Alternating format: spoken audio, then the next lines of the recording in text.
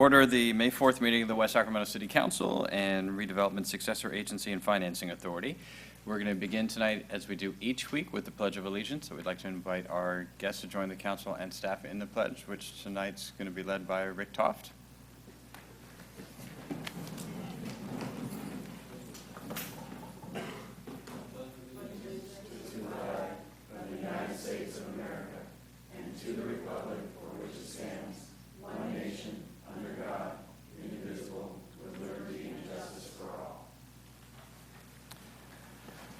The council did meet in closed session this evening to confer with our labor negotiator regarding negotiations with Local 39, and no action was taken.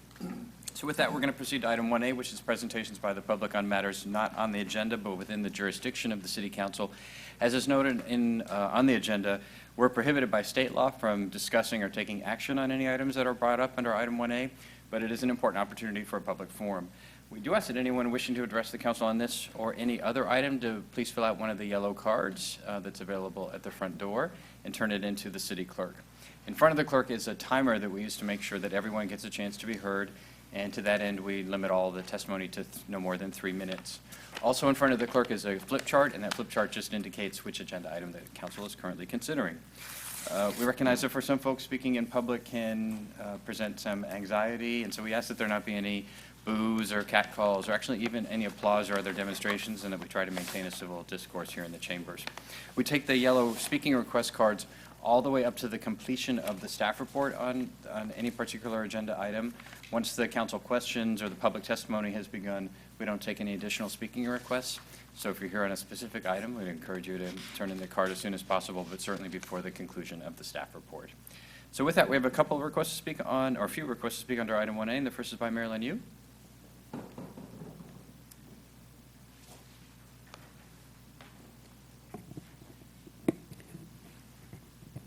Marilyn, there's a button right where your hand is that will bring the microphone closer to you so that you can be heard both in the chambers and at home. Thank you.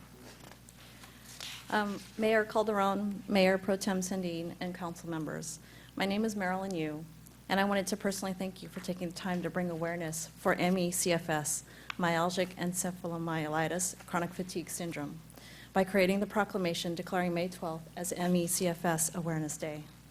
This month, I am celebrating my second anniversary of contracting this disease.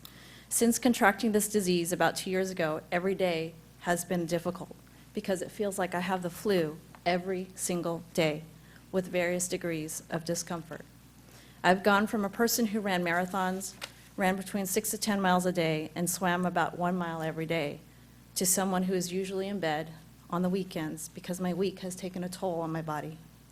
Now I can no longer do many of the things I love because I have post-exertion malaise, and exercise or even minor exertion wreaks havoc in my body. This is a life-changing, debilitating disease that has affected my family life tremendously. I am unable to be the wife, the mom, the daughter, the sister, the teacher, the friend, the person I used to be. Yet I'm the fortunate one. It is still not easy mentally or physically, but I am still able. I am able to work part-time and function fairly normally. Many ME/CFS community members have battled and struggled with this disease much longer and more intensely than me. They are my inspiration, and they are the reasons I am standing here tonight. We look healthy, but inside our bodies are like war zones within, wreaking havoc with pain. We should be the ones getting Oscars because of our outstanding acting abilities to look healthy. Currently, the medical community does not believe we are suffering. Many of us have to go outside our own medical plan to receive services from the few specialists who believe in us, which means thousands of dollars spent out of pocket. 1 million people in the U.S. have this disease, and only $5 million is allocated for research and to find a cure. More is given to MS and AIDS, and they have half the amount of people affected. More is given to male baldness and allergies. With the support of the City of West Sacramento, the City of Sacramento, and the City of Elk Grove, we hope this is just the stepping stone to more awareness and funding for a cure. In the meantime, I have brought a copy of The Forgotten Plague, a documentary about ME/CFS, for you to view, to share with each other, and to pass on to others. In closing, I would like to leave you with my quote. I am weathered by this stormy disease in my life's forecast, but I try to rise like the sun in hopes to someday shine. Thank you, West Sacramento, for helping the MECFS community sparkle, and with your help in the years to come, we hope the MECFS community will be able to find a cure and to shine. Thank you, Marilyn. If you'd hand the materials to the clerk, that would just make sure the whole council has them. Thank you. And Terry, and is it Gilmetti or Gilmet or? Gilmet, thank you. Welcome. Thank you. That button will, it's right at your right hand, will also, actually, it's I think we're good. it's already for you. Okay, great. My name is Terry Gilmet, and this is my husband Sylvester Gilmet, born and raised in West Sacramento, part of the Lopes clan. I wanted to give you the other end of the spectrum of this progressive neuroimmune disease I've had for 30 years. Marilyn's had it for 2 years. She's just coming into it. I've had it for 30 years. Researchers and clinicians of this disease feel there's a 3 to 5 year window in which people could potentially get better with proper treatment. I'd love to see this happen for Marilyn and anybody else in this situation. My own life has been a gradual paring down of all that I have loved to do. It's painful to face losses without much help from the medical community.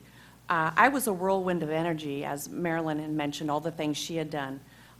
This disease is such an antithesis of what most of us truly are in life. The end of the school year would have marked this end of the school year would have marked my 32nd year of being an educator. I started off as a high school teacher in 1984, and I fell in love instantly. Sadly, within 6 years of teaching, I felt I could not cope with the physical demands much longer. For longevity's sake, I made the switch into school counseling, and I loved it. In order to maintain my career, I've had to take quite a few breaks during the last 31 years, 8 or 9 times, 3 to 6 months of bed rest, one time, the last time 2 years.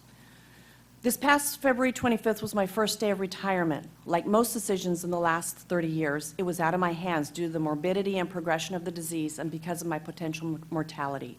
I have encountered many incredibly talented, bright, productive individuals who have been devastated by this disease and who are sadly missing from their careers, their marriages, their families, their social lives, and their communities at large. The world has been deprived of some amazing people because they have been reduced to being homebound, bedridden, or because they've died. There are too few specialists to accommodate the patient need. Most doctors may have heard of the disease but don't know what to do with us when we approach them for help. I consider myself one of the lucky ones who gets to see a world-renowned doctor and researcher, Dr. Daniel Peterson. It's no easy task. It means my husband must take time off of work twice a week to drive me up to Incline Village, Nevada for the protocol I'm following. I'm in a clinical trial in order to have access to Ampligen, which boosts my immune system and fights the viruses that I have within. I've had the pleasure of being Dr. Peterson's patient for 4 years. I couldn't start sooner because I didn't have the correct insurance. My costs presently out of pocket and the distance we must travel for much needed medical care are not sustainable. On average, we pay out of pocket $1,500 to $2,000 a month, and this is with good insurance. So much of what we need is not covered by insurance, whether it's specialized lab testing, medications, specialized treatments, and because nothing's been approved by the FDA. I might be able to stop the treatments for a year or so, but it will be lifelong unless advances are made. As I stated in the beginning, it's imperative that care is gotten early on for ME/CFS patients so that the damage is mitigated. Dr. Ian Lipkin, our most eminent world-renowned virus hunter out of Columbia University, has stated that he could have a cure within 3 to 5 years if he had enough federal dollars. Terry. This is largely unattended Terry, disease. I do have to ask you to come to a conclusion. Last sentence? Oh, and Is that's that great. okay? Yes, absolutely. This is largely an unattended disease of invisibility and missing people who are right beneath our noses. Thank you so much for having us here tonight and joining forces to create awareness and thus change. Thank you. Thank you so much, Terry, and thanks to both you and Marilyn. And we issued a mayoral proclamation earlier this evening in support of this work, along with the other cities in the region. And so, thank you for being here tonight. Thank you for raising awareness in the community and in City Hall. Thank you. Appreciate it very much. Thank you. All right, next is Margaret Trussell.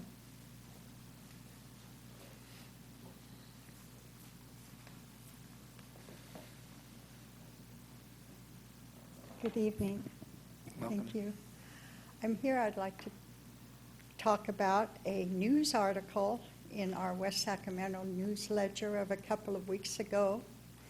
and it was talking about a bike trail, a pedestrian trail, and I read it and wow, how nice. And then it talked about a pedestrian trail over Highway 50 from the new Joey Lopes Park. And the article in the paper was saying that it will pass behind the Westmore Oaks Elementary School. And I was talking to my neighbors about it, and can you imagine a hiking trail, a biking trail? It even mentions a little bit about Horses Trail here, but I don't think they mean that over the freeway. But then we did some computer work, and it looks like that the trail that is going to go over Highway 50 is going to end right on the corner of Clarendon Street and North Fork. That is right in the middle of a residential area, our residential area. And we're very upset about that, to have a walking trail that will end right on the school grounds and then in our residential area, and then it continues in front of the school. It's a grammar school, kindergarten through 8th grade, and then it goes down a block, and then it turns to where the school buses are, and they go in there, and behind some houses, apparently there's a trail. And it will continue in the back of the houses that are on Deerwood and go all the way down to Stone. It'll end on Stone and Park Boulevards. Well, having a walking trail, a bicycle trail right in the middle of our residential area is a little frightening, because the accessibility will be 24 hours a day, day and night. And it's a little upsetting to know that people could be walking on the bike trail or coming down all hours of the night, day and night. And we're upset about it, and we do not approve, and I don't know of any bike trail or walking trail ending in a residential area. And we would like to consider the residents of our street having it in there. We're not pleased with it being there, and would like you to consider not having it there. Thank you for listening. All right, thank you, Margaret. And also, my apologies, as I'm getting older, the 14, which you wrote, I read as 1A. So we will be taking that item up later in the meeting, which you're welcome to stay, and I recognize several of your neighbors here as well. Oh, I'll stay. So we will be getting to that item, but it's almost at the very end of the agenda. So, and you won't need to repeat yourself, because we're all here already and we've all heard. So I apologize, but thank you for being here. And I hope everything I said you take into consideration, how it's a little frightening. All right. Thank you. Thank you, Margaret. Okay, Maria Grijalva. And Maria will be followed by Sonia Rodriguez. Just sometimes it helps for the folks to know that they're coming up next. Good evening, Councilman. I'm here to ask that you pass a resolution ending the court-ordered gang injunction immediately because of the irreparable harm being done to adolescent boys 14, 15, and 17 years old, and to the entire community of West Sacramento. This resolution or proclamation, or what have you, would tell the county DA and the West Sac PD to stop enforcing the gang injunction and all its provisions. It has come to our attention that the city filed the injunction, and it is the city who can file to vacate the order. We have no plans on waiting 2 years for it to sunset, nor for the appellate court's opinion. In the 1980s, the Broderick Boys Gang was disbanded by tough gang laws that were necessary. Those laws, the attitudes and stigma that were formed against the north part of West Sacramento remains today. With that stigma came a lack of funding and a lack of programs for kids. For example, we used to have the River City Boxing Club at Bright Elementary School. Why can't we have that again? Today, there are no organized crime gangs in West Sacramento, only troubled youth plagued with generational drug addiction and too much time on their hands. The gang injunction is a violation of our civil rights, and it devalues our property, and is not needed. There are many other cities, like Sacramento, that have gang units but no gang injunction. The gang injunction has been a source of revenue for the city. It's become a source of jobs. And the lives that are impacted criminally by this order are hastened away to prison, all for the economy of a few. Thanks to the gang injunction, the DA has the liberty to add gang enhancement charges. Today, 9 of the 12 minors sitting in juvenile hall are charged as adults. Our DA enjoys charging juveniles as adults. Yolo County has the highest rate in the state of sending its youth to prison, charged as adults and with life sentences. I brought you an article regarding that. In a minute, I hope you'll hear from a mother whose son should have only served 2 years in prison, but is actually serving 5 additional years because of a gang enhancement. The community that lives within the safety zone wants you to know that in November, we plan on voting in record numbers, now more than ever. If you want a unified city, pass a resolution, proclamation, or whatever, ending the gang injunction so that our community doesn't have to feel oppressed in any manner. Thank you very much. I'm going to put this. Great, thank you. Right, Sonia Rodriguez. And Sonia will be followed by Trino Richard Zavala. Thank you. In 2014, my son Elijah Rodriguez was 16 and accused of a crime that involved no deaths. He was told he was a Broderick boy and was threatened with 25 years to life. Scared for his life, we took the DA's deal for 12 and a half years. 5 of those years are because he received the gang enhancement. My son was not and is not a gang member. No matter what West Sacramento or Yolo County has labeled him. My son is currently in prison and has been for the past 2 years. He is not affiliated with any gangs in prison. He's received no write-ups, held a steady job, and is enrolled in college. Despite what Yolo County would like you to believe, my son is a good boy that made a stupid mistake. I'm not a mother in denial. I don't think that my son is an angel, but he was 16 at the time. He doesn't deserve to be in prison for another 10 and a half years. If in 10 years my son comes out of prison a gang member, I will blame Yolo County and the city of West Sacramento. I moved here 24 years ago from Las Vegas, where you couldn't walk more than a few blocks without being in gang territory. You could not go to school and feel safe. You had to make an effort not to wear the wrong colors or fear for your life. Not once since moving here have I ever felt unsafe in Broderick. Not once have I ever been asked where I was from. Not once have I had to worry about what color to wear. Not once have I ever felt scared while my kids were at school. My 10-year-old didn't even know what a gang member was until the school taught her what one was and why wearing the color red was wrong. The gang injunction is not helping our kids or our community. All it does is throw our kids behind bars for an ungodly amount of time. The only thing the gang injunction is doing is giving the police the right to racially profile our kids and lock them away for minor crimes. In 2008, my daughter was hit and killed by a drunk driver. My family has never been the same. The driver was sentenced to 9.5 years. My son is in prison for 12.5 years for a crime where no deaths occurred. The lady that hit and killed my daughter served less than 3 years behind bars. She's out and enjoying her life. Isn't killing somebody the worst you can do?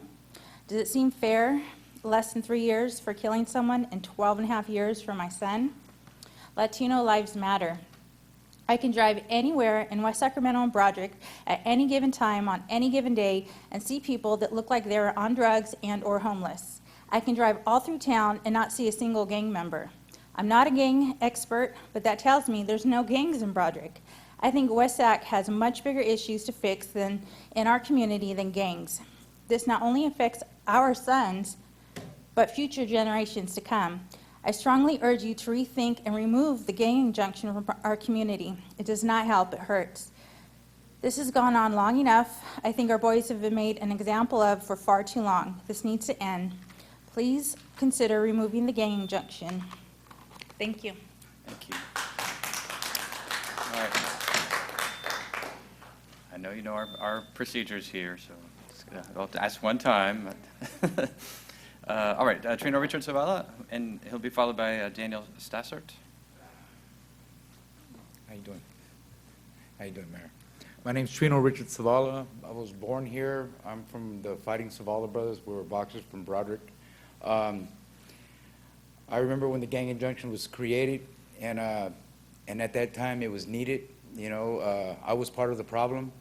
All these years later, today, you know, I work for the Office of Education in Woodland. I work with the kids that are in juvenile hall. You know, I work at the continuation schools, and I'm seeing how they're sending our kids to prison for lots and lots of years, and how they're validating them when they have no ties to organized criminal gangs in prison.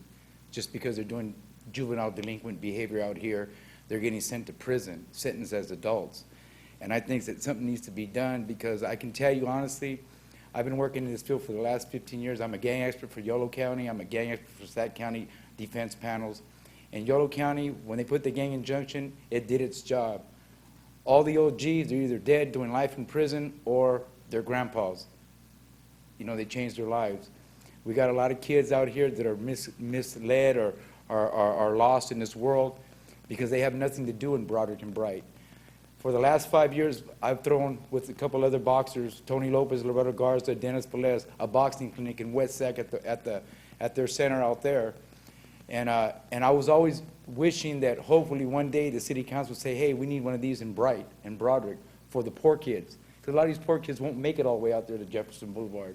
You know, why isn't this side of the tracks good enough to get a rec center like they have out in Jefferson Boulevard? That's what I'm here for, you know. And, you know, and I'm going to support these families here because I work with the kids that are in there, the ones that are fighting all those years in prison. And I can tell you this, that I committed way worse crimes than them, and they're looking at way more years than I ever did in prison.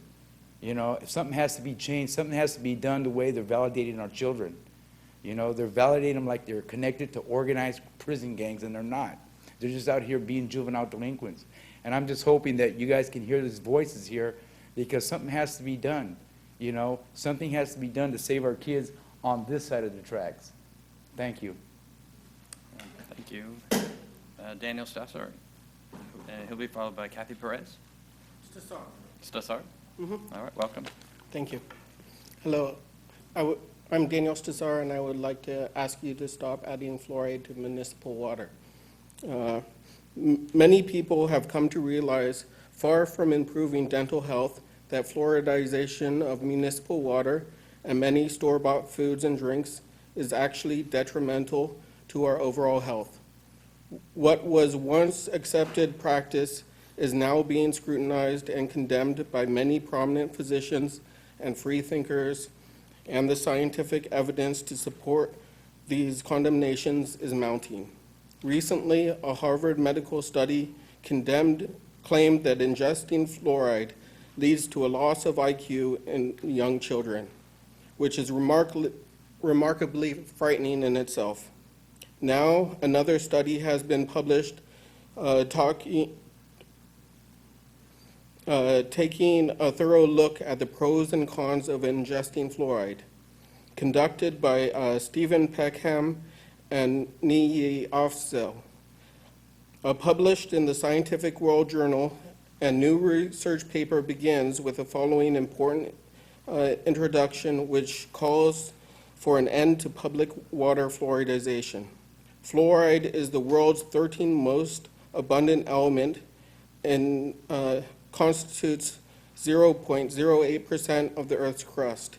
It has the highest electromagnetic and of all elements, fluoride is widely distributed in the environment, occurring in the air, soil, rocks, and water.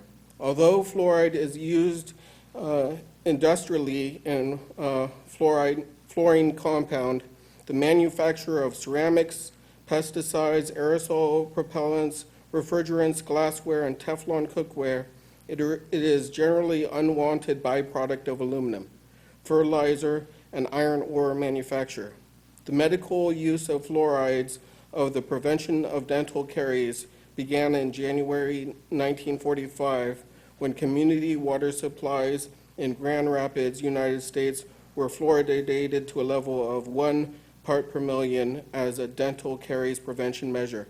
However, water fluoridation remains controversial public health measure. This paper reviews the human health effects of fluoride. The authors conclude that available evidence suggests that fluoride has a potential to cause major adverse human health problems while having only modest dental caries prevention effect. As part of efforts to reduce hazardous fluoride ingestion, the practice of artificial water fluoridation should be reconsidered globally. Thank you for spending the time to listen to me. Thank you very much. And Kathy Perez?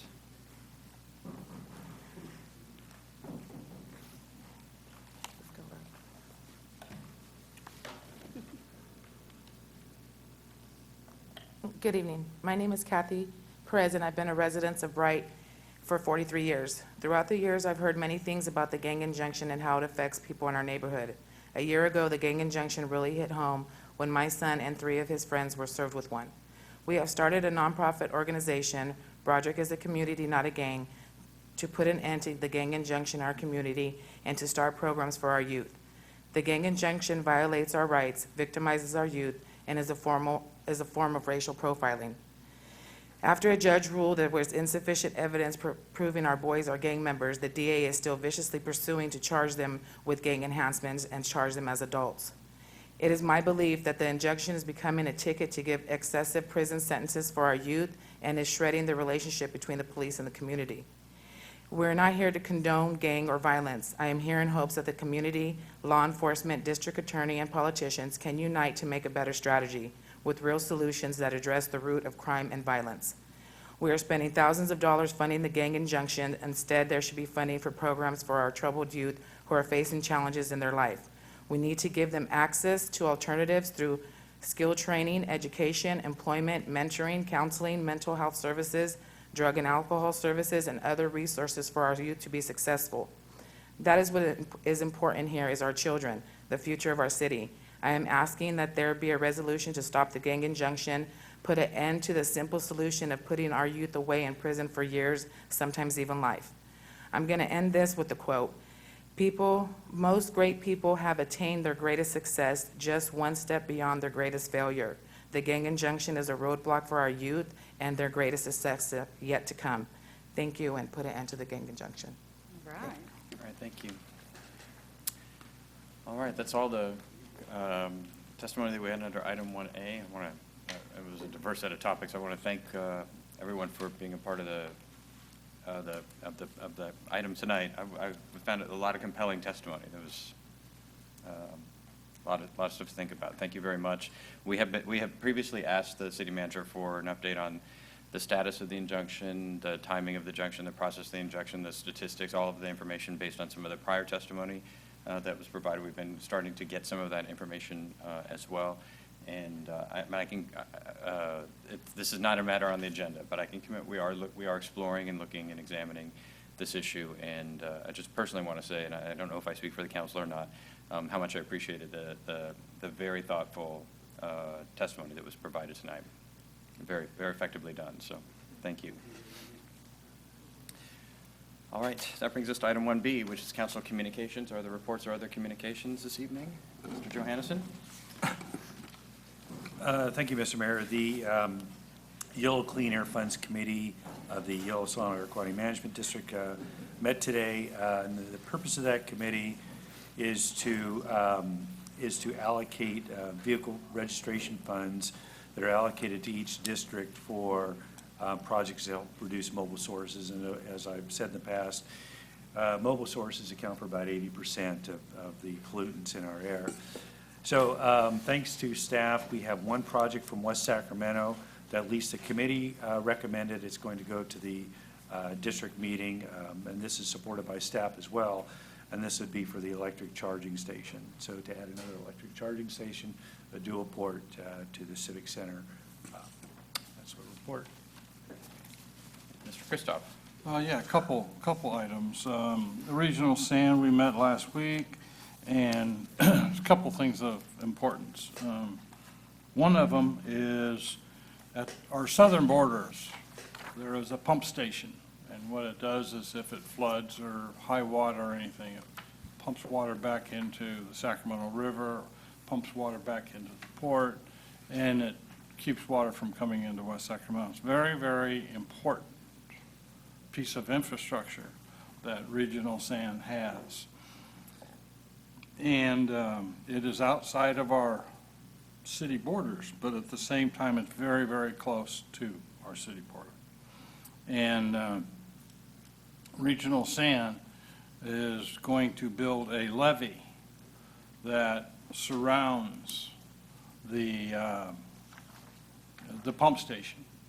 And in order to make sure that that part of infrastructure doesn't get ruined or doesn't get stopped when it's very critical times for pumping water outside of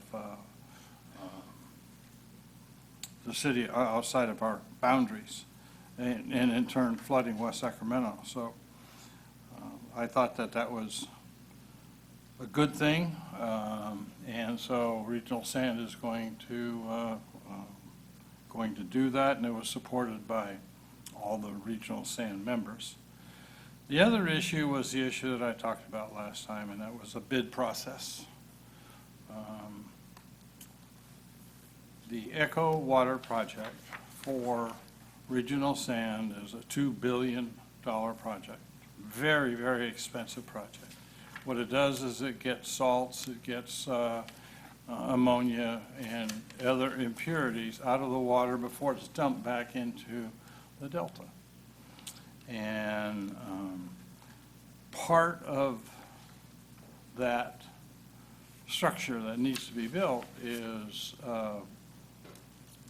a $500 million project.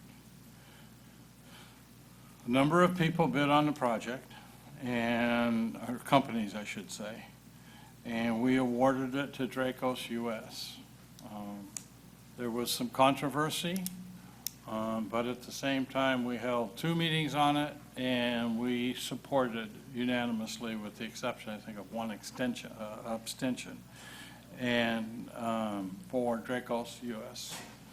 You might have seen it in the paper, I'm not sure, but that's what it's all about. It's just a very, very expensive part of this overall water project. So all of the major companies that are construction companies throughout the world are submitting bids, because there's not a lot of projects out there that are $500 million projects. And so they're very, very competitive. But our board chose Dracos, and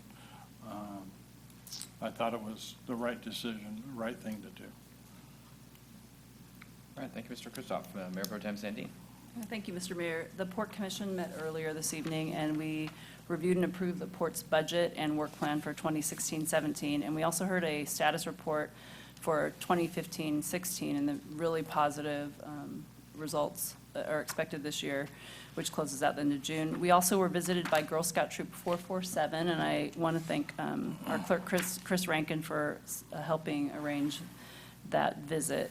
I also attended the YOLO Leaders Forum that was held here last Wednesday in our Galleria, and along with Supervisor Villegas, I provided a welcome to City Hall. The forum was a series of TED-style talks. They call them YED talks, which means YOLO, Education and Discovery.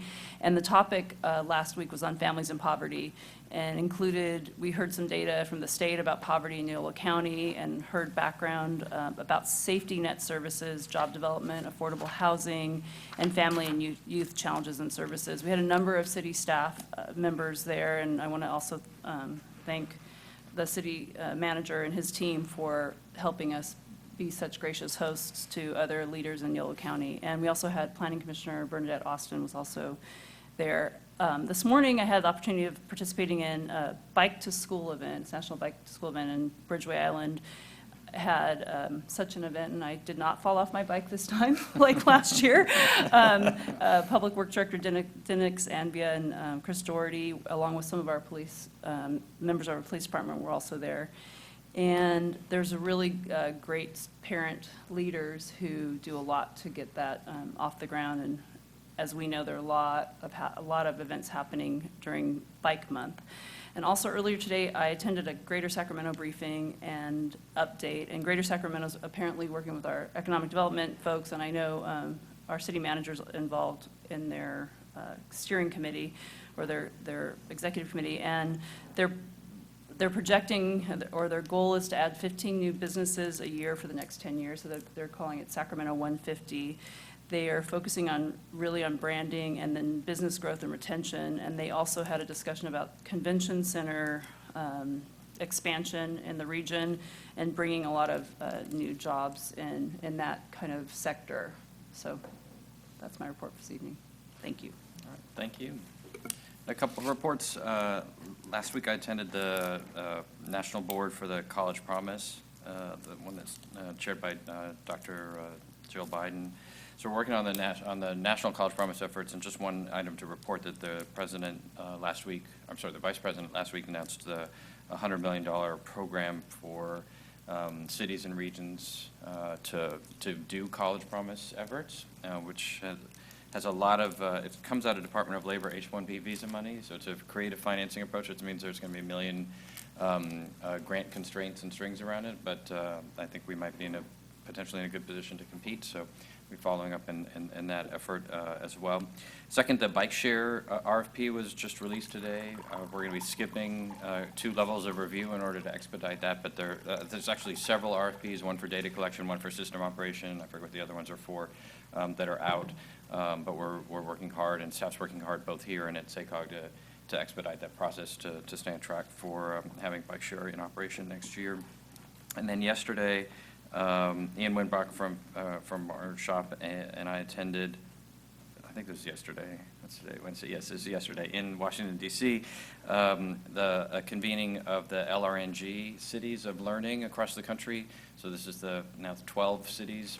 So at the convening were Dallas and Chicago, Philadelphia, Springfield, Columbus, San Jose, somebody else, and us, going through our initial plans with respect to the digital badging frameworks that we're putting together for youth development, and the work that we're doing with employers and with colleges to have them accept and use badges for these digital badges that we're putting together for employment preferences, for things like guaranteed interviews and that sort of thing for young people, or for accelerated opportunities with colleges. And it's great, Mr. Winbrock reported on what's happening with the Los Rios here in West Sacramento. It's an early win. He's been working with Assistant City Manager Amanda Berlin.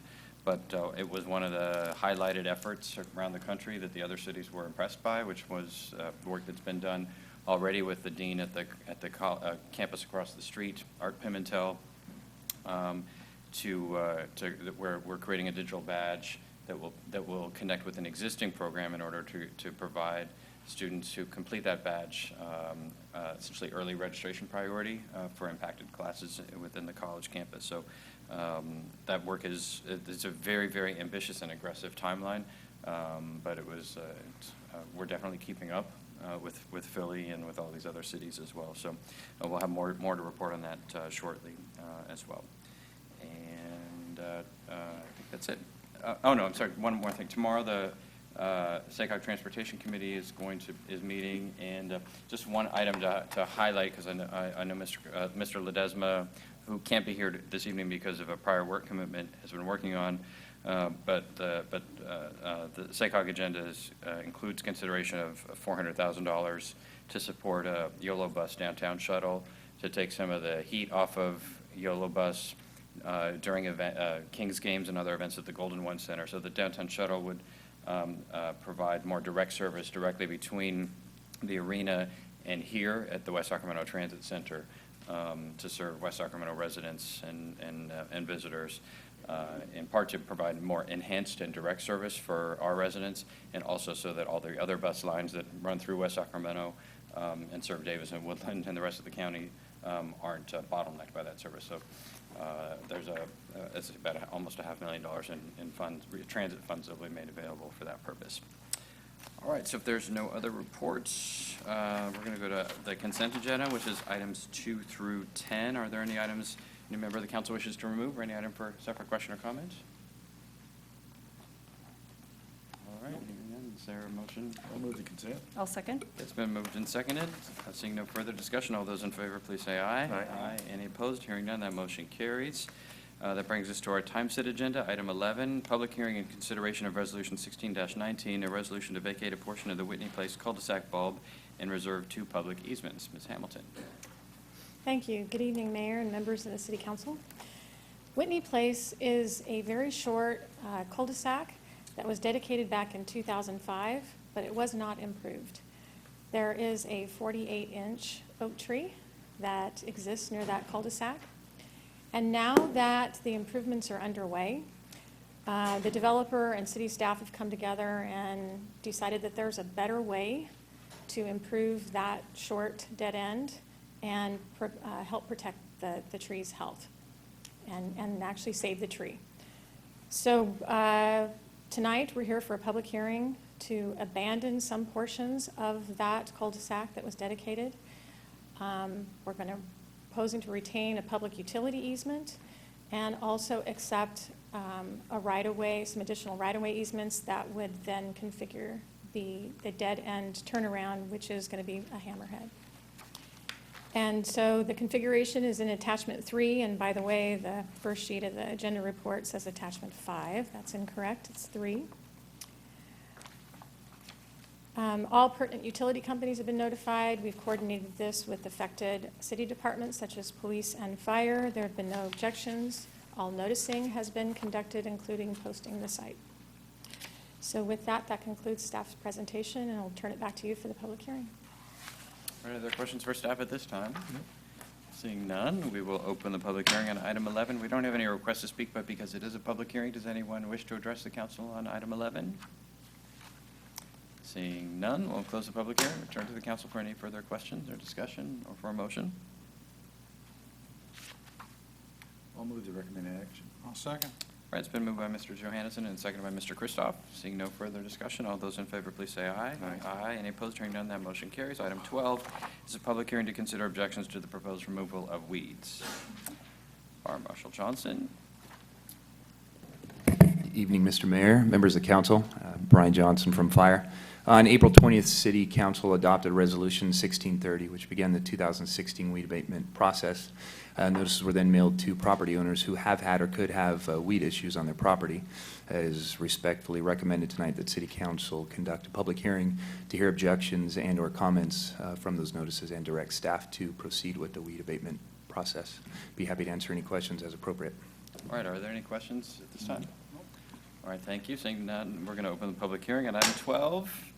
Again, we have no request to speak, but because it's a legal public hearing, does anyone wish to address the council on item 12? Seeing none, we'll close the public hearing. Return to the council for any further questions, discussion, or for a motion. I'd recommend approval. I'll second. Okay, it's been moved by Mr. Kristoff and seconded by Mayor Pro Tem Sandine. Seeing no further discussion, all those in favor, please say aye.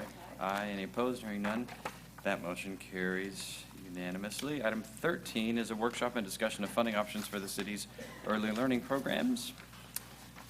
Tuttle. Hi, good evening, Mayor Cabalden, members of the council, Cindy Tuttle, Director of Parks and Recreation. We have a PowerPoint that I'm going to have them bring up here. The item before you does seek your approval for a short-term funding strategy for our early learning services program and your direction on possible long-term funding strategies. And we'd like to start with a brief history of our program, so if you could go to the next slide, please. West Sacramento, as you know, West Sacramento's early learning services programs have been extremely successful. They're award-winning programs, and they include Up for West Sacramento, Discovery Preschool, and our Learning Ladder Preschool. Next slide, please. Starting with Up for West Sacramento, we started serving children with this program in 2006. It is the quality enhancement component for our early learning programs in West Sacramento. It has been primarily funded by a grant from First Five California that over the past 2 years has been cut significantly.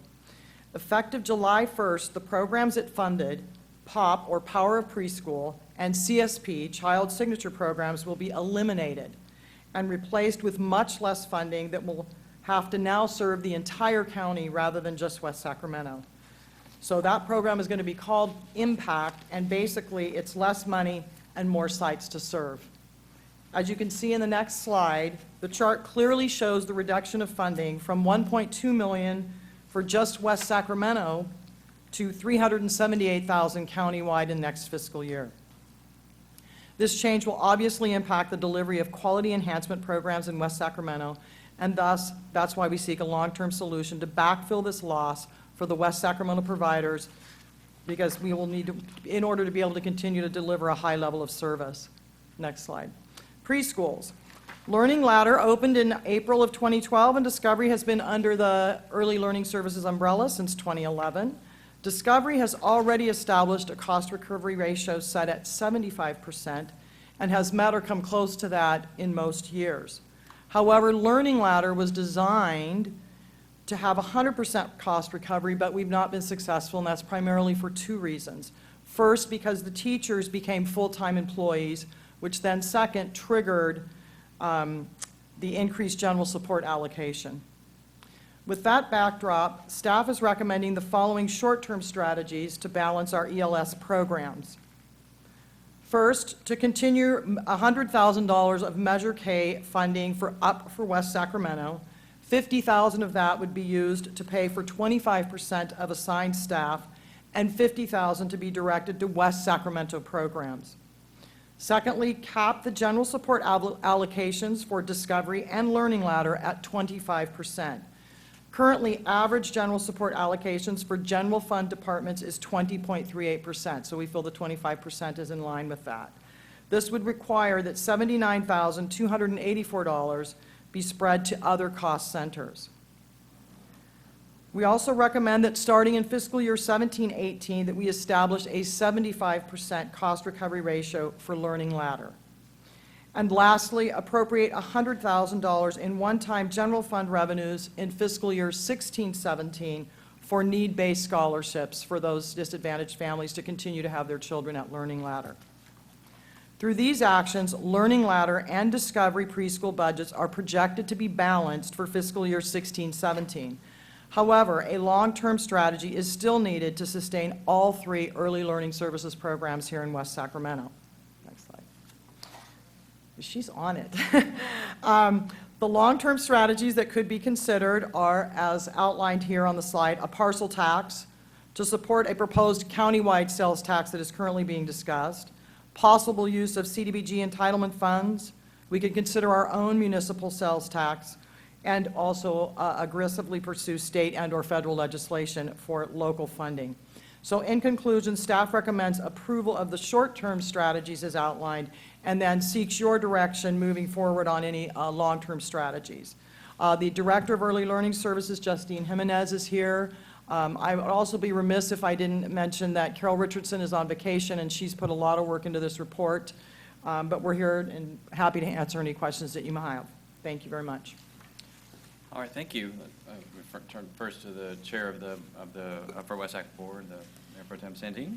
So I at the last executive committee meeting and, or executive board meeting, and actually, since I have arrived on council, this has happened over the last couple of years, and we've received reports. We're really pleased with the outcomes, and of course, the committee that's made up from representatives from education, our own school district, and the county, and a community member, and I think First Five Board.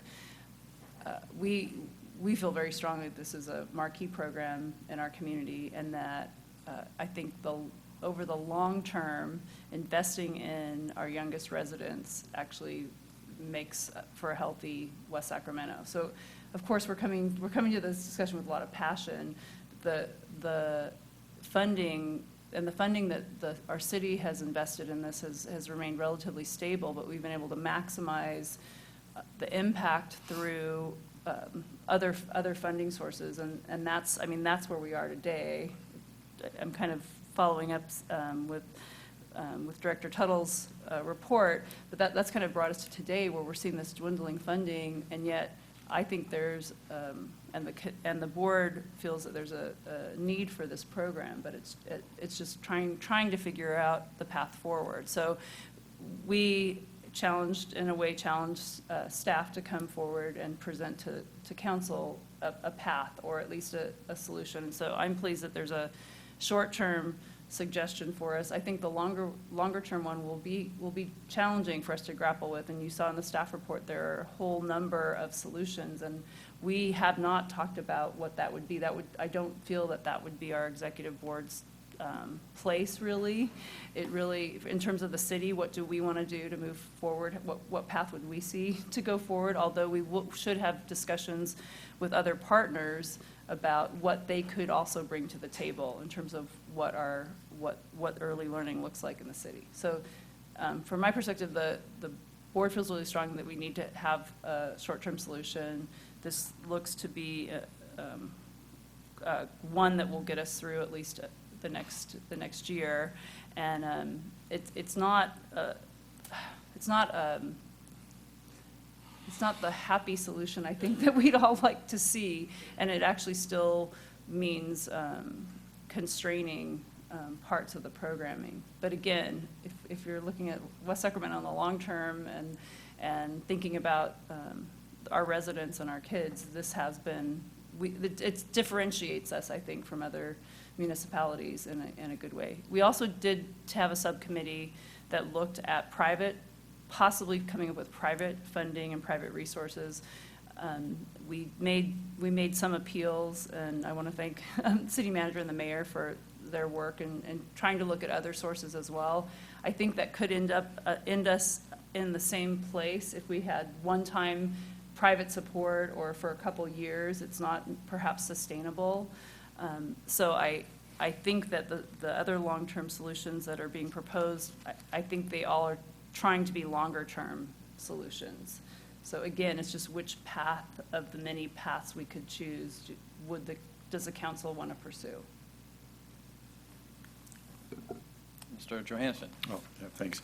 Yeah, I think this particular program, I mean, the city's not really usually in a position to provide education, but I think, you know, something like this is time and time has shown that educating kids, particularly when you have English as a second language learner up to the second grade, if you can bring the kids up to a certain level at that point, there's a dramatic increase in their ability to succeed. So even from just a city building perspective, this is a really, really good program. And it's award-winning, and it's done very well with limited resources. I mean, I'm satisfied with the short term. And now, you know, during the presidential election, they're talking about this on a national level. So, which, you know, in terms of long term, I think probably wait and see after November where that goes, because I think some opportunities could surface at that point. But in the short term, definitely need to keep this going. And it looks like you all have done a really good job at kind of getting the options and getting at least what we can do to keep it in the near term moving forward, and provide some stability to the kids and the parents in West Sacramento. Mr. Kristoff. I love the program. I mean, I think that, as has been indicated here, it's an award-winning program. The city of West Sacramento has received numerous kudos because of the work that has been done. The problem I have is when we pass Measure J and K, and when we pass and we have Measure K funding coming out of this. I don't want to say it was a promise, or I don't want to say it was whatever it was, but at the same time, it was, I thought, pretty clearly understood that there would be no general fund monies that go into the program. This was going to be especially supplied by the parents, not just the Measure K funds. And we put a substantial amount of money in for Measure K. And I would like to find some way to keep the program going because it is so positive, especially for West Sacramento. It's very positive for West Sacramento. But at the same time, I'd like to find a mechanism that allows it to happen. And, you know, if you run it short and the parents want to contribute, I think that that could be the answer. But I know that there's a lot of poor kids that are members of the various programs that this thing helps. But at the same time, it's, I know the mayor will remember the conversations that we had as far as how it was to be funded and where the cutoff monies were, and what could happen to a program such as this. Well, thanks for the report. I think it is, I mean, it's a challenge. In some sense, it's a good challenge to have. I mean, this is a initiative that we all launched, you know, with a lot of hope and no experience.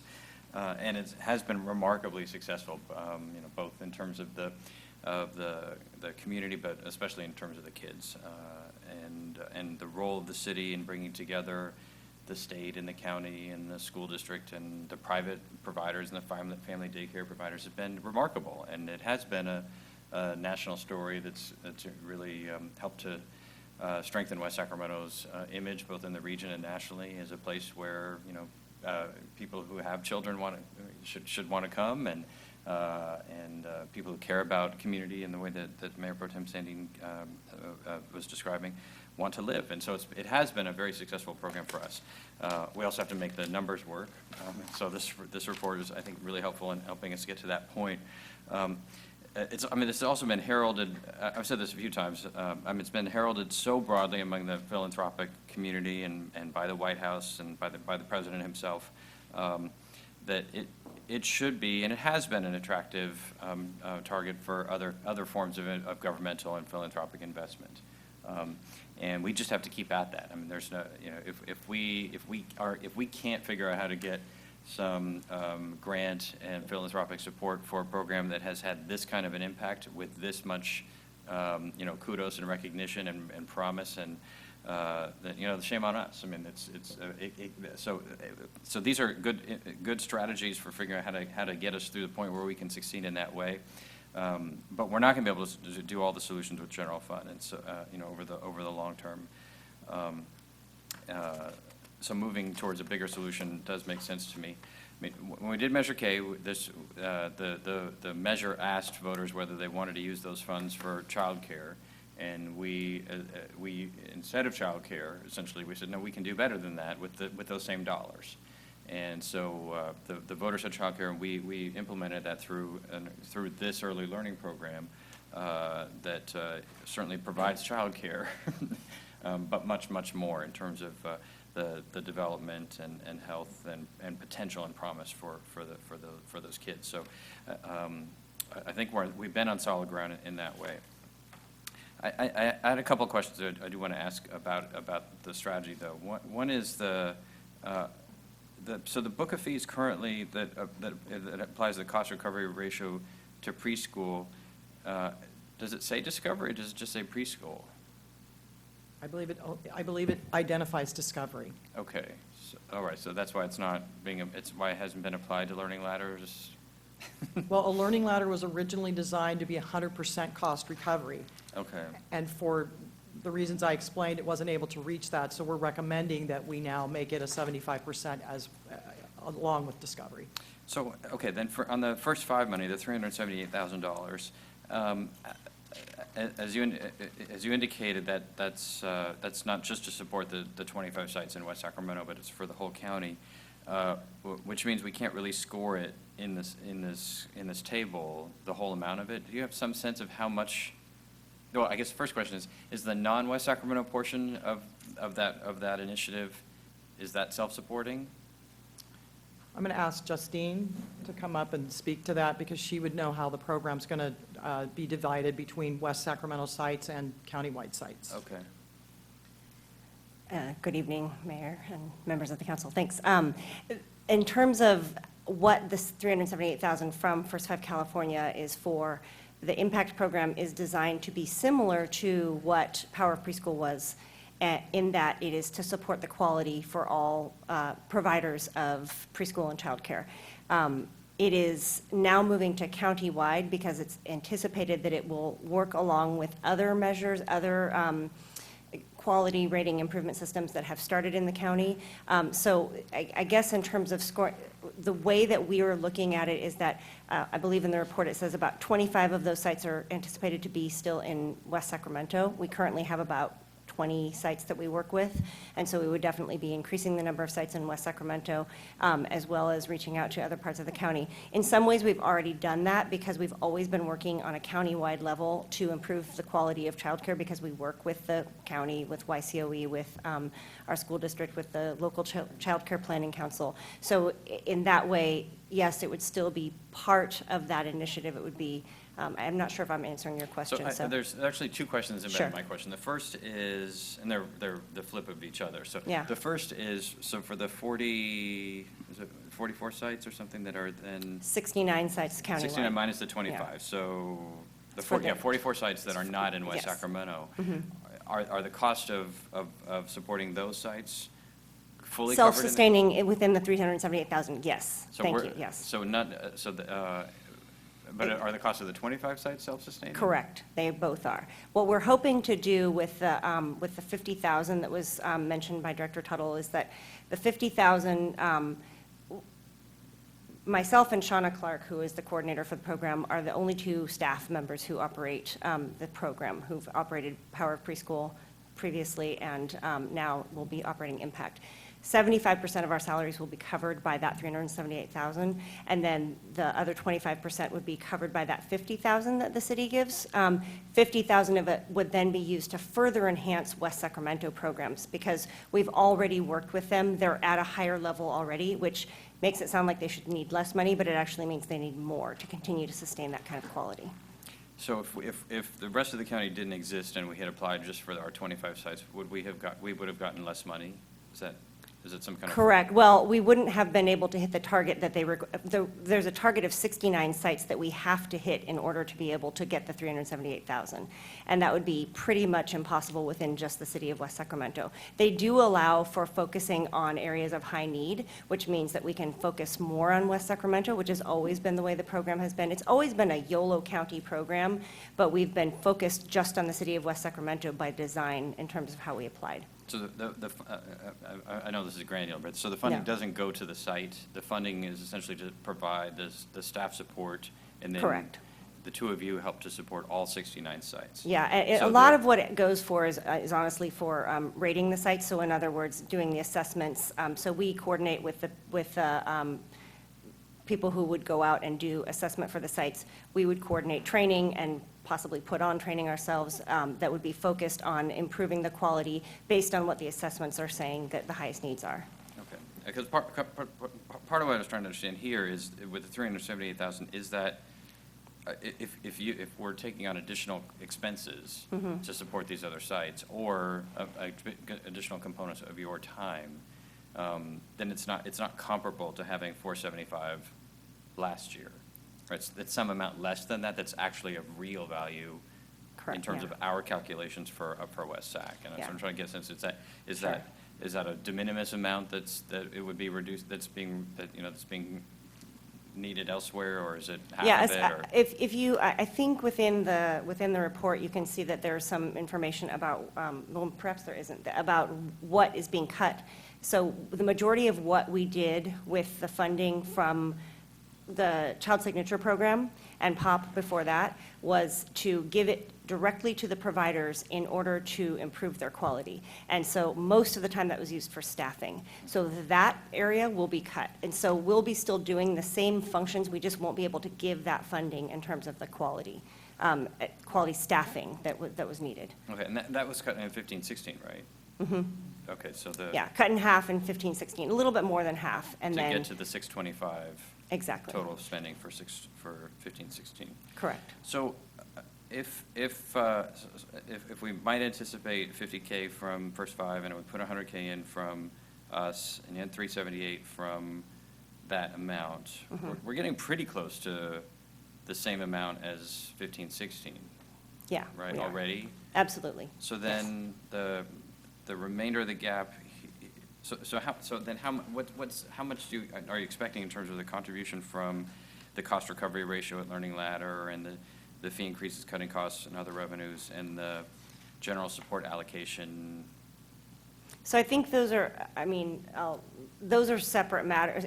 Up for West Sac, it will continue in terms of its general support allocation. It's already covered by the grant. There's a piece of it that almost completely covers the general support allocation for the 2 staff members that are required to operate the program.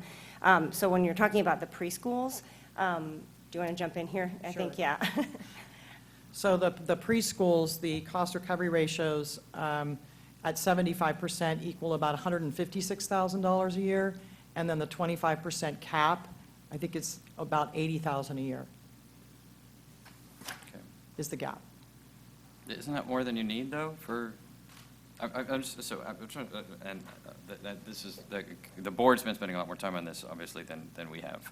But if we're at 625 now, and you have 378 plus 100 plus 50, at least, just as sort of a base starting for 16, 17, so we're already at 525, right? So we're only 100K short. Right, but it's 3 separate programs. So you're looking at just for Up for West Sac. So Okay. Up for West Sac is all self-contained and actually would not have any general fund allocations. It would not actually impact our general fund at all from either a cost recovery ratio or a general allocation. The 2 programs that actually impact the general fund would be Learning Ladder Preschool and Discovery Preschool. Those are the 2 that would have both the 25% general allocation and the cost recovery. So it's 3 separate budget issues. Okay, I get it. All right. On the general support allocations, when the reference here is to the budget committee, this is the budget committee that reports directly to the city manager. It's the overall one. That's correct. Okay. As a short-term thing, it's fine with. I'm okay with it. It's just a labeling thing. It's still a general fund allocation when you do this. It doesn't create any money, and so it's just coming out of other departments and programs in the city when you don't raise this money. Well, for fiscal year 16, 17, we're actually going to cover it with some rollover funds that had rolled over from Measure K that had not fully been spent. So actually, for next fiscal year, the only general fund allocation would be the recommendation of the $100,000 to buy up the scholarships, and then obviously the $80,000 for the 25% general fund allocation. Those would be the only 2 general fund allocations, because next year we're going to use these rollover funds first. And for this fiscal year, it's As well, balanced. correct. Yeah, no, I'm not objecting to the doing of it. I Yeah. don't, let's not fool we're not fooling That's anybody right. by, we can call it a cap on the general support allocation, but it is really just another general fund subsidy in a particular way. That is correct. All right. In terms of the long-term funding, I think most of the options are not viable. Like most of the members of the council, I've been following with interest what the county has been contemplating. And I have a lot of questions about whether that's the right strategy, whether that's a viable strategy for the county, or whether it's the right one for the city. I think if there's a potential for a tax measure that's sales-based, and I know many jurisdictions across the state are considering this right now, a variety of different types, that whether or not the option 4, considering a city-based measure, it certainly has to be considered as a real option, given that we're the largest sales tax producing jurisdiction in the county, and we certainly have we have a set of needs. I wouldn't support doing it entirely for early learning. I have to be clear about that. I mean, we have a suite of needs and opportunities in the city as well, but I think that that is one for us to be paying attention to. To Mr. Christoph's point, or at least, kind of riffing off of it a bit, and just to close for my own comments, is for the city's fiscal approach to early learning, I think our focus almost necessarily has to be on the core program, which is the preschool for all. And I know that Justine and I and the whole board have been doing a fair amount of work and believe in a much richer and deeper approach to early learning and to infants and toddlers and to a whole range of other. But the mission of this program and the city's direct financial involvement, I think, has to be, we have to put some boundaries on what it is that we're talking about. And so as we look at the long-term strategy for the city's level of involvement, to me, that's going to be an important, guidepost.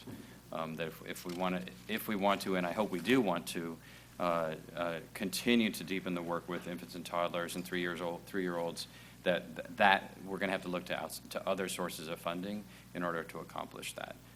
That thinking about Measure K or general fund related sources, including tax measures, potentially isn't probably not the right approach to think about that. Just to keep both to honor the commitment that we made, when Mr. Christoph reluctantly didn't throw his body in front of this program a decade ago, but also simply to in consideration of the portfolio of the set of deep needs that we have in the community. This is definitely a key one of them, but it's not the only one. And we should be a platform and an anchor to inspire other investments, as well as making the direct ones ourselves. So, all right, other comments on this side? The only Yeah, Mr. comment Christoph. I would also make, and it is, many times you have been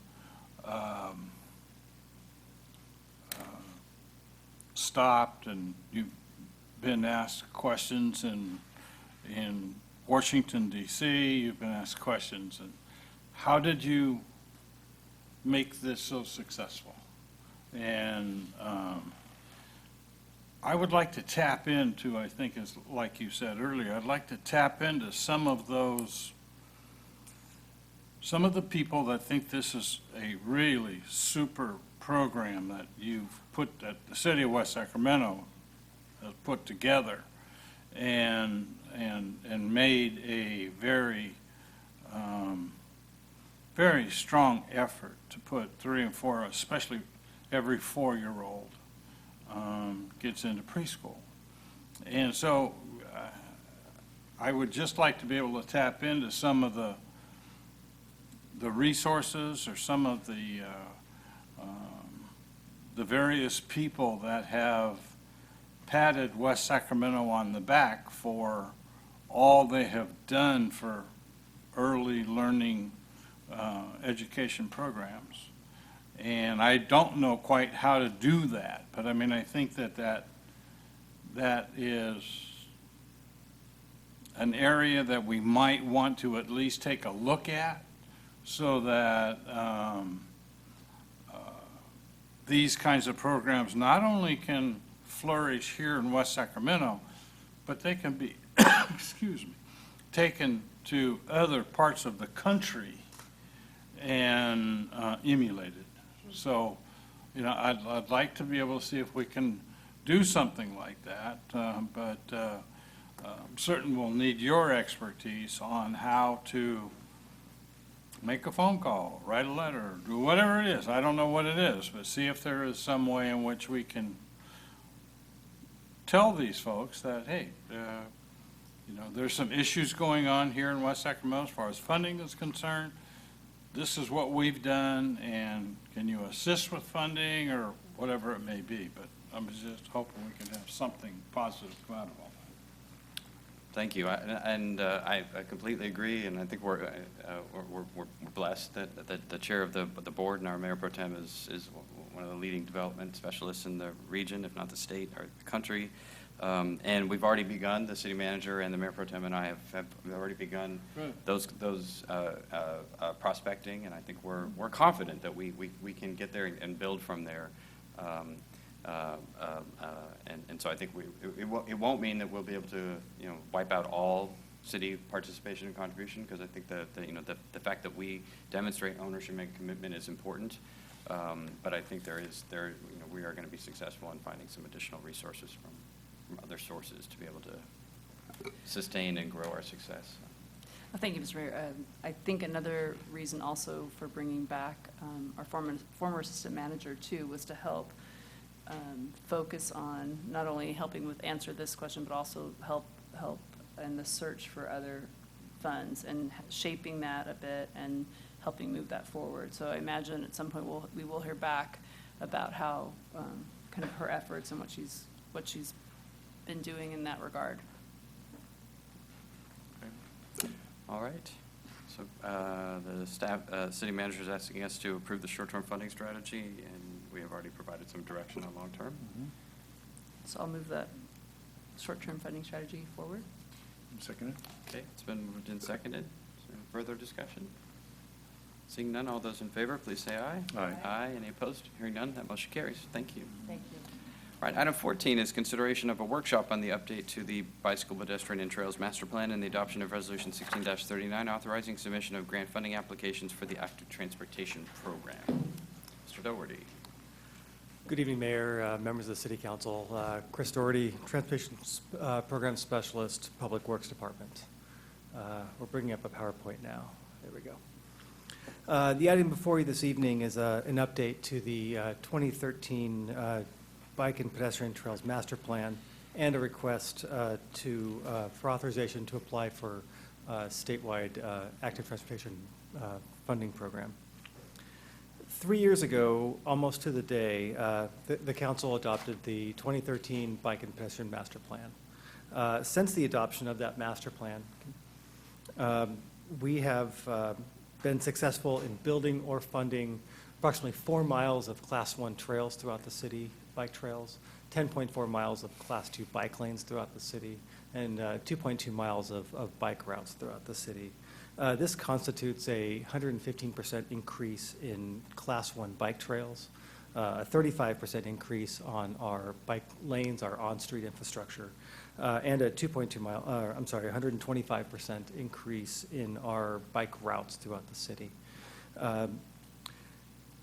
The adoption of our really progressive 2013 master plan and our success at implementing it has earned the city a bicycle-friendly designation of bronze in 2014, and we are reapplying this summer in hopes to raise that designation further. Staff is initiating an update to the project list for the master plan, and this will, so we can refresh our list and reprioritize our list. This update allows us to incorporate newer city large projects that are moving forward, such as floods, setback levy as a recreational facility, Village Parkway, which was not fully envisioned in the original plan, and the Mike McGowan Bridge, and also include other projects like the I Street deck conversion project. Thank you. Are you there? No. This also provides us the opportunity to reevaluate the criteria that we use to prioritize our projects on this list. We currently use the following criteria. That's feasibility of the project, access to key designations, closures of critical gaps, integration into our low-stress network, utilitarian infrastructure versus recreation infrastructure. Does that project support our development priority areas? And does it support our existing neighborhoods? Staff is seeking direction from council if these are still sufficient criteria, or are there new criteria or modifications of these criteria that we should look at moving forward. Other possible criteria could include projects of regional significance, projects that support bike share as bike share is moving through the process. To have solid infrastructure in place would really help that project move forward. Or projects that enhance public health throughout the city. In addition to the Bike Ped Master Plan update, Bike Ped Trails Master Plan update, excuse me, staff is asking for authorization to submit 2 projects to the state's active transportation program for its 3rd cycle. Thank you. The first project is the Sycamore Trail Phase 2 and 3. This is the extension of the trail system up and over the freeway through a bike and pedestrian overpass, starting at the southern boundary of Joey Lopes Park and landing on Westmar Oaks Elementary School property, and then the Class 1 bike trail that extends down to the south of the school, down to the intersection of Park and Stone. I will state, due to comments earlier, the design, we have been awarded design funds already through SACOG's funding round for pre-construction activities and design. So we are going to be moving through that process over the next 2 years.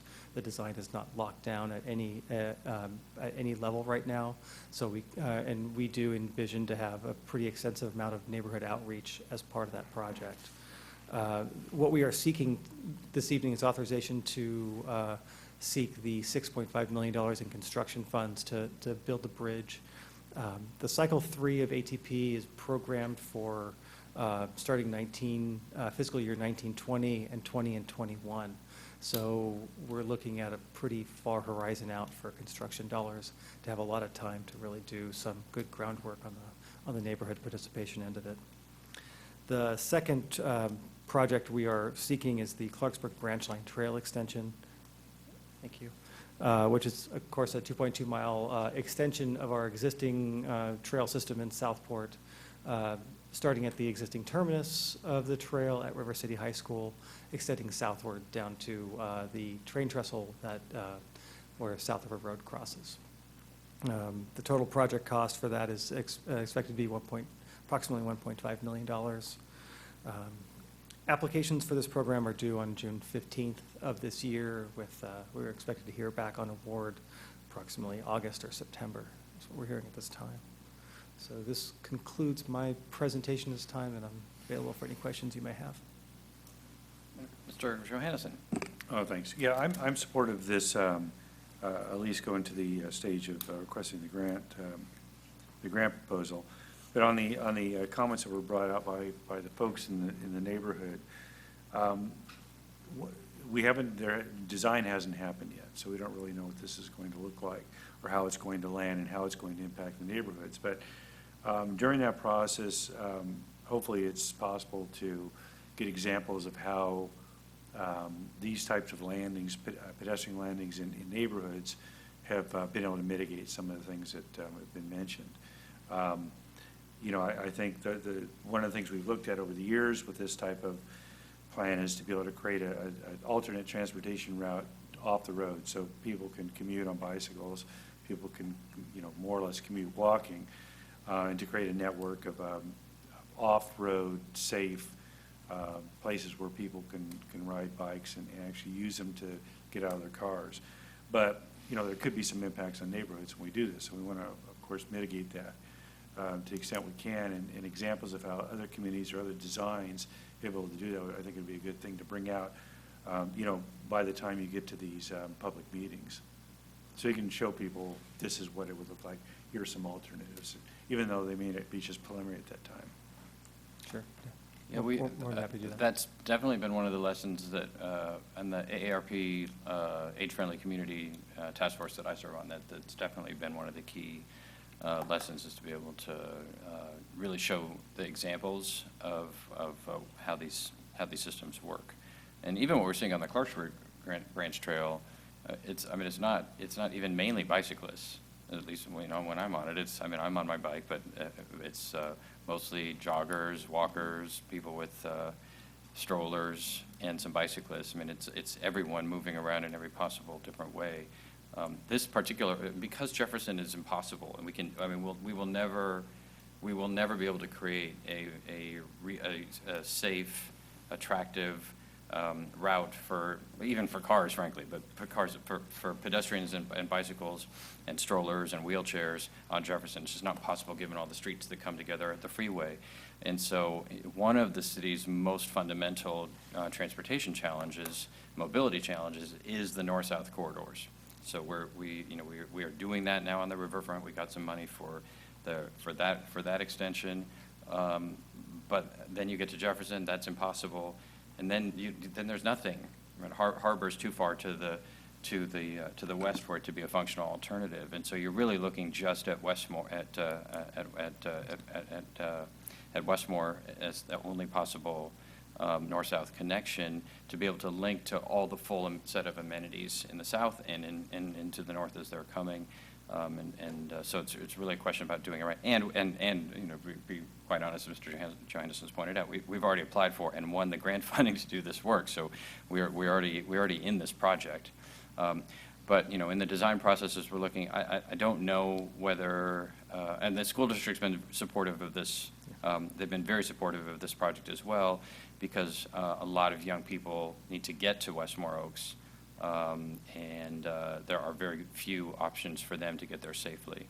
And so they're very interested and supportive of it as well. Whether that opens up potential other ways to connect the bridge landing to the interceptor alignment, because what we heard earlier from Mrs. Trussell about the idea that the trail would end in the neighborhood is because of the school.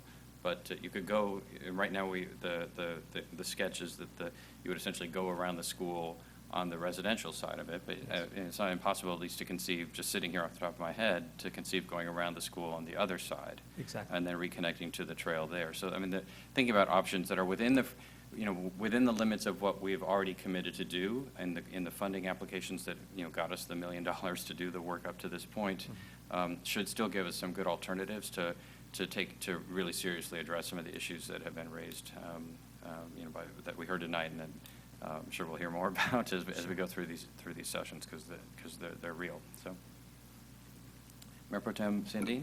I would agree with my two colleagues in terms of moving forward and then potentially looking at new alignment within the constraints of the current situation. You did ask another question too, which is about prioritization of projects. And so it seems like we've done really well with that set of criteria. However, I also know that, or I dream about us having kind of a marquee, kind of world-class, American Parkway-like amenity here. And so I don't know how that, or where that should get added in, or could it get added into the criteria, just in terms of having yet another piece of the scoring system. So, and it seems like you'll have a chance to talk again with the Transportation Mobility Infrastructure Commission. So I don't know the timing of the reprioritization of the criteria, but it's possible that they may be able to also weigh in and give us some guidance. Yeah, that's definitely an option. Yeah, I will say, if you add in a component such as a regional project, in our scoring criteria, when you're applying for grants and funding sources, they already look at that as a really added benefit if you are affecting multiple jurisdictions in a regional element already. So it may not even really affect our own prioritization, it will affect the funding. So Okay. they seem to sometimes go hand in hand without really even needing to call it out. Okay. Mr. Christoph? Yeah, hi, Chris. I just think it is absolutely critical that the issues that the Westmore Oaks neighbors brought up get discussed. They really need to get discussed so that they can feel part of whatever, what do you want to call it?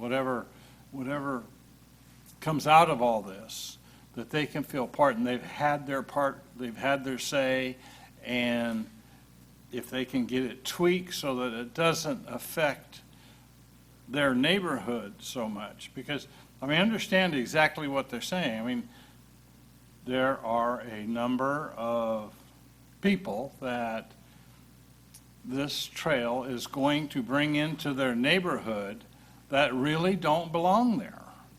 And, they're not residents. They may not know a soul in the Westmore Oaks neighborhood. But at the same time, that's their concern, and we need to address that concern. I don't know if it's gates and fencing or whatever it may be. I don't know what the answer is, but I'm sure that through a planning process and through their participation, you can raise their comfort level so that things seem to work out a little better. We can definitely include that in design. I would also add, anytime we add a new trail element, especially one that would be adjacent to homes, much like we've done with the first phase of Sycamore Trail, safety and has been on the forefront of our design criteria, whether it's sufficient lighting without bleeding over into the residential area or whatever the case may be to design it for that particular context. We do design it with a safety-first mindset, so it does not negatively impact the neighborhood. So it's going to be very important to listen to what that neighborhood says and what those people say. I mean, putting up a street light isn't going to cut it. So, you got to pay attention to what the folks that live in that area have to say. Both in this, I mean, this is where I lived for 20 years. I know the neighborhood well. And the design elements aren't there. The design is critical, but as Mr. Christos is pointing out, it may not be enough, right? So both because of this project, but actually because of the ambition of the whole map, where design is also important. But the other piece is law enforcement, to be quite blunt about it. So in addition to having the adequate lighting and considering cameras and other sorts of technologies to help maximize the safety of the facility. It's also about what is our longer-term vision for patrols and other sorts of law enforcement on this trail, and all the other, all the 200% of increase that we would all like to see in our trail system, that can't be served by our regular police patrol cars. Those are going to be essential in order to get it right. So I know we can do it, this is not the first time this has come up. Even on this facility, from the very beginning when we first put this trail into the master plan, when I actually still lived in the neighborhood, we were trying to anticipate some of these issues. And when we applied for the funding for the first round, we certainly were as well. But so we can get it right, but Mr. Christos is right. It's just about getting the neighborhood engagement proper and thinking about what how to handle this long term too. So, on the overall map I had, I think this is partly the issue that the priorities, I mean, I agree with Mayor Pro Tem Sandin and with you. I think our criteria and priorities are only so meaningful because we end up, if there's a funding source, we're like, okay, what does that funding source's points go for? Mm-hmm. So we're just going to match up with them. So given that, though, I think the desire of the whole community to have some regionally significant facilities that are, and we've already started that with the work on the Great Delta Trail, and the gigantic trail ambition that the city manager and the director of Parks and Recreation have, that I know we share too. That there are certainly some of these elements that are in the making. And putting them front and center in terms of our criteria is appropriate. So. All right, so the master plan was just a workshop, but the second recommendation is adoption of Resolution 1639. I'll recommend that action. Second. Okay, that's been moved and seconded with the direction that's been provided. Any further discussion? All those in favor, please say aye. Aye. Any opposed? Hearing none, that motion carries. Thank you. Thank you. Thank you. Okay, that brings us to the council calendar. Ms. Berlin? Good evening, Mr. Mayor and members of the City Council. Here's a couple of items that might be of interest to you that are coming up. Tomorrow, on May 5th, at 11 a.m., we're hosting the Global Food Trade Forum event. That's quite a tongue twister. And then on next week, Thursday, May 12th, is the annual State of the City at 5:30 in the Galleria. On the following Thursday, May 19th, is the Public Works Barbecue, which will be at the water treatment plant starting at 11:30 a.m., which you all been invited to. And finally, May 28th, Saturday, is the grand opening of the new Bridgeway play structure at Bridgeway Park down in Bridgeway Lakes area at 11 a.m. All right, any questions on the calendar? City manager report? Just briefly, I wanted to follow up on Mayor Pro Tem Sandine's comment on Greater Sacramento. I attended their retreat on April 24th through 26th. There's now 54 private sector CEOs on that organization. It's a first for our region. Mike Teal from Raley's is playing a big role at tomorrow's event on the Global Food Trade Hub. Mr. Teal will talk about Greater Sacramento's efforts to recruit food ag companies. So I think there's a lot to kind of observe with that organization, and they certainly are complimentary of what we're doing as an example for cities in the Sacramento region. But I think there's a lot of upside in terms of our engagement with them. I also wanted to point out that staff is working across departments on a proposal from a group called Off the Grid.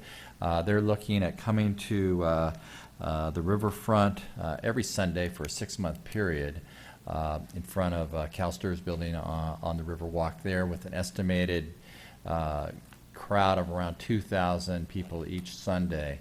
They have food trucks, they have different exhibits and so on. It's worked well in other parts of the Bay Area. They're looking forward to coming to the Sacramento region and are focused on that site. So we're talking to other folks in the Bridge District and making sure this would be complementary, obviously the River Cats as well. But that is, if it all goes well, they pay their full fees, that they would start on June 12th. And that'd be something that would come on. There is an out provision that we're talking to them about if it doesn't work, if there's some issues. We would have the ability to pull back after, I believe it's 6 events. And then finally, on the Cinco de Mayo event tomorrow, Amanda didn't mention it's Cinco de Mayo, but we'll have Shando's Tacos. We'll cater that event as part of the luncheon, and we'll look forward to seeing everybody there. Any questions on the city manager report? City attorney report? Staff direction from members of the council? We have no future agenda item requests, so is there a motion to adjourn? So moved. So moved by Mr. Christoph and second by Mr. Johannesson. All those in favor, please say aye. Aye. Any opposed, hearing none, motion carries. Meeting is adjourned.